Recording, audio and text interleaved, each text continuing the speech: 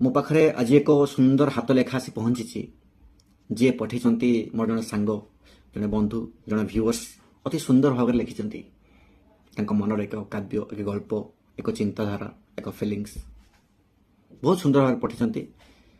ତ ଦେଖିବା, ପଢ଼ିବା କେମିତି ଲାଗୁଛି ସେଇ ଛୋଟ କାବ୍ୟ, ସେ ଛୋଟ ଗଳ୍ପ, ଛୋଟ ମନର କଥା।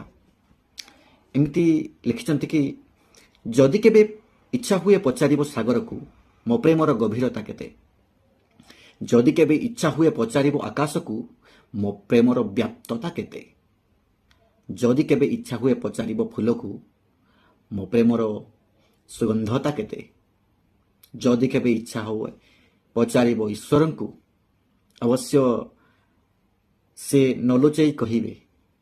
କିଏ? ଅବଶ୍ୟ ନଲୁଚେଇ କହିବେ, ସେ ଈଶ୍ୱର କହିବେ। କ'ଣ କହିବେ? ଯଦି କେବେ ଇଚ୍ଛା ହୁଏ ପଚାରିବ ଈଶ୍ୱରଙ୍କୁ ମୋ ପ୍ରେମର ପବିତ୍ରତା କେତେ। ବାଃ, ଖୁବ୍ ସୁନ୍ଦର। ତାପରେ, ଯାହା ତ ମାଗିଛ ସବୁ ମୁଁ ଦେଇଛି, ବାକି ଏ ଅଲୋଡ଼ା ଜୀବନ ଛଡ଼ା। କହିବ ତ ପାଣିରେ ପଶିବି, କହିବ ତ ପାଣିରେ ପଶିବି, ହସି ହସି ପିଇଯିବି ବିଷ।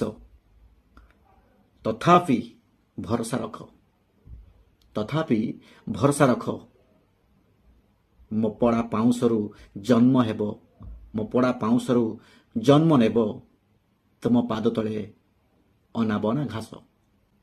ଅତି ସୁନ୍ଦର, ଅତି ସୁନ୍ଦର ଭାବରେ ତାଙ୍କର ମନର ଆଳାପ ସେ ଲେଖିଛନ୍ତି।